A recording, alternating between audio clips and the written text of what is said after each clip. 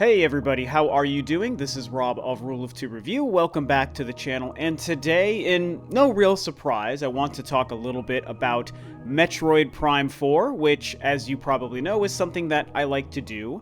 Every couple of weeks or every couple of months, I like to kind of come back and touch base on just random things happening with Metroid Prime 4. Whether it's some kind of update about someone being hired for Retro Studios to actually work on the game, or just a random sort of theoretical concept.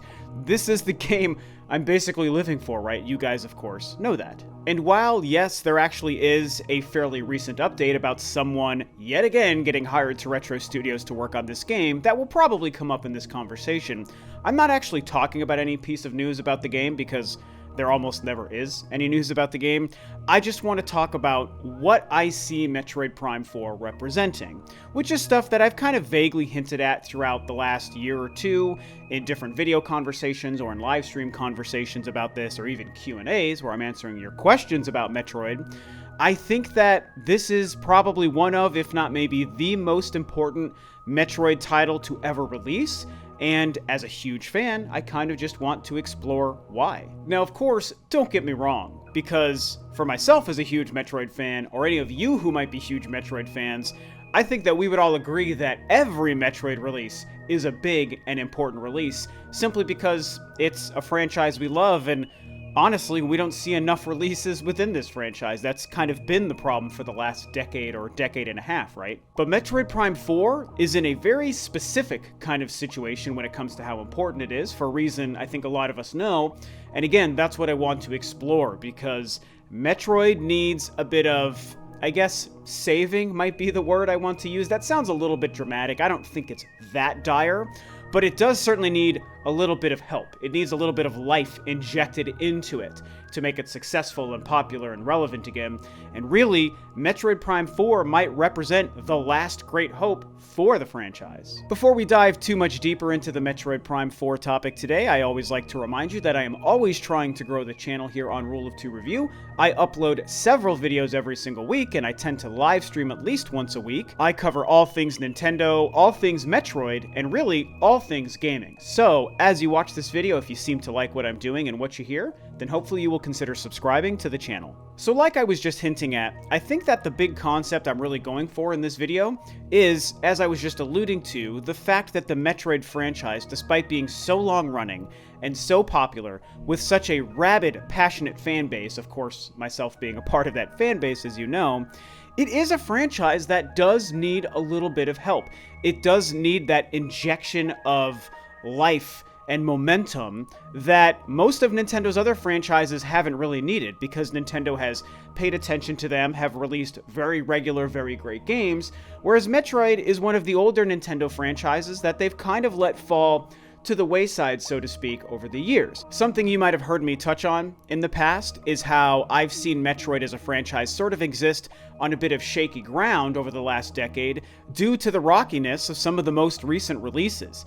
Obviously, going back to 2010, 11 years ago, when on the Nintendo Wii, Metroid Other M released to a lot of attention and a lot of fanfare, but as we know, it turned out to be a game that a lot of people, I think you could even say most people, really didn't like, and some people outright hate the game.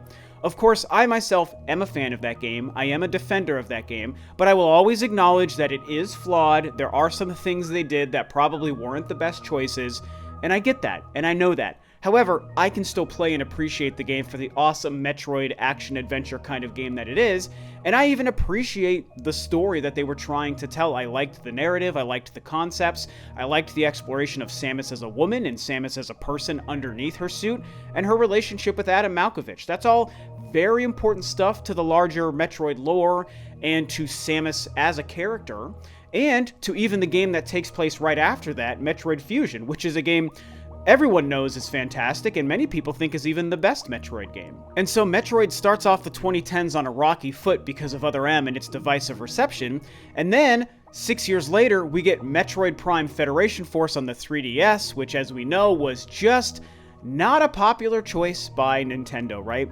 And I mean, hey, I like the game. I've played the game. I've played it all the way through. I think it looks, sounds, and plays fantastically. Was it the best choice to include as a Metroid game when we were instead looking forward to a Metroid game on the Wii U at the time? No, that wasn't the best call. But does it stand alone as a good, fun game on the 3DS? Absolutely. But the problem was that, just like other M before it, it was a divisive, controversial, and very unpopular Metroid release. So over the course of 6 years, from 2010 to 2016, we only had 2 Metroid games, and they both really weren't all that hot, and they weren't all that well loved by the gaming community, the Nintendo community, or the Metroid community.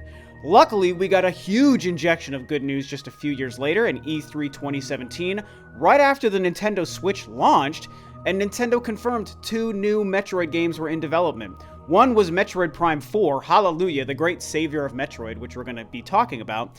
And then, of course, they also confirmed Metroid Samus Returns on the 3DS, which was releasing only a couple of months later in September. This was the greatest day as a Metroid fan I can remember, probably since I played Metroid Prime for the first time back in 2002. This was great news. Now, luckily, Metroid Samus Returns released on time in September that year and was a fantastic game. There are some criticisms people have said against that game because it was a 3DS game and not a Wii U or a Switch game or whatever the case at that time. People were just like, oh, it's a portable game, it's a portable release on a console that we know is really on its last leg, which it was at the time in 2017. And so unfortunately, it maybe didn't get enough credit for what it did, but it is still a great game. It's a fantastic Metroid game, and still most people who played it loved it and acknowledged it as such. But we come back to more negative news with the delay of Metroid Prime 4 a couple of years later in January of 2019. And so, again, Metroid fans were stuck waiting and wondering about when we're going to get to play the next awesome Metroid game. And so that really brings us to the purpose of this video and this conversation, kind of the thesis statement of what this video is supposed to be about. And it's that when you take all of that total together from 2010's Other M all the way up to the delay in 2019 of Metroid Prime 4, and then here in 2021, while we're waiting for news about Metroid Prime 4 and have seen literally nothing of it, and since they gave us that initial teaser trailer that just had the title, now we have to just still keep wondering what's going on, and it makes us realize that Metroid Prime 4 carries a lot of weight behind it. It carries a lot of importance. In fact, I will say that I think Metroid Prime 4 is currently the most important Metroid game ever made. Now, don't misunderstand my words. I'm not saying it's going to be the best Metroid game ever made. It could even turn out to be the worst Metroid game ever made. I don't think that's likely. I don't think any of us expect that, but, you know, it is one of those things that technically is possible. But quality aside, it's about what the game represents and what the game has the opportunity to do for the Metroid franchise. Metroid Prime 4 is currently in the prime position, no pun intended, to literally, you could argue, save the Metroid franchise. And again, I say you could argue because does the Metroid franchise need quote-unquote saving? Yes or no? Maybe someone agrees, maybe someone disagrees. That's a whole different debate, and I don't want to get too much into that. I just want to go on the premise that the franchise has been struggling and had some rough patches over the past 11 years, as I laid out with you, and so Metroid Prime 4 is kind of swooping in as this big, great last white hope to be able to literally make the Metroid franchise beloved again and relevant again and part of the zeitgeist conversation, and just show that any Nintendo game that they make, when they put their all into it, turns out to be a fantastic game. Now, the good news, and what I really want to focus on with this, because this is definitely not meant to be a negative video, this is a positive, uplifting video for Metroid fans. The good news is that there's actually a lot in Metroid Prime 4's favor. I think there is way more reasons to think this game is going to be a huge success in every sense of the word than it is going to be a failure or a disappointment. There's a few reasons why. The first, and I think maybe the most important, or at least the most obvious, is the fact that this game, 99% will be releasing on the Nintendo Switch, right? The current Switch we're all playing on, whether it's a Switch or a slightly upgraded Switch Pro, whatever happens with that kind of thing. It's going to release on the device that is so popular, selling like crazy, broken records, is likely to have 100 million units sold by the time Metroid Prime 4 would release, and a system that every single game that releases on it sells incredibly well. And as I've said before, Nintendo games sell even better than that. Just look at the track record of first-party Nintendo releases on the Switch, and it is mind-blowing. It is just obscene how well most of Nintendo's first-party games sell on this console. And I think that when it comes to Metroid Prime 4, Nintendo has already shown that they're acknowledging this game is important, which we're going to get into in the next point. They know that they want to make this game a success. They probably want it to save Metroid, quote unquote save Metroid. And so they're going to put their entire marketing force and their marketing dollar behind this game. And when you combine Nintendo's extremely successful marketing on their extremely successful record-breaking Nintendo Switch console, it's a match made in heaven. I don't see a world where Metroid Prime 4 releases without crazy fanfare and unbelievably good sales. Of course, sales are only part of the picture, because the game also has to be very good. And that's the other thing in the corner of Metroid Prime 4 that I think says it's going to be a great success. And it's the sole fact that they chose to delay and restart this game, you guys. And I've tried over the past 2 years to drive this point home in different videos and live stream I've had with some people, and I know a lot of my regulars and people who stumble across my Metroid videos have understood what I've said, but a lot of people seem to also not be understanding what I'm saying, and so it's important to realize why the delay was actually a good thing. Just because it was heartbreaking and disappointing and saddening to hear the game was delayed, we all thought we were on the cusp of seeing the game released or getting a trailer and a release date at the time that the delay was announced. And so, yes, it was crushing to have the game delayed, but it doesn't take long to realize that what they did was really the best thing for the franchise and the best thing for that game. People like to joke and complain and make memes about the fact that, oh, Nintendo doesn't care about Metroid. Metroid is dead as far as Nintendo knows. Metroid Prime 4 will never release. It's just a dead franchise and they never are going to care about it again. I get that people want to make those jokes, but I think that kind of cynical, jokey attitude, while funny, and yes, I can laugh at a lot of that stuff, I really don't think any of that's true. I really think that the delay showed that Nintendo cares about the series way, way, way more than most of their other series, right? If they didn't care about Metroid, and they didn't care if the game succeeded or was good or not, they would have just kept plugging away on the version that was clearly bad.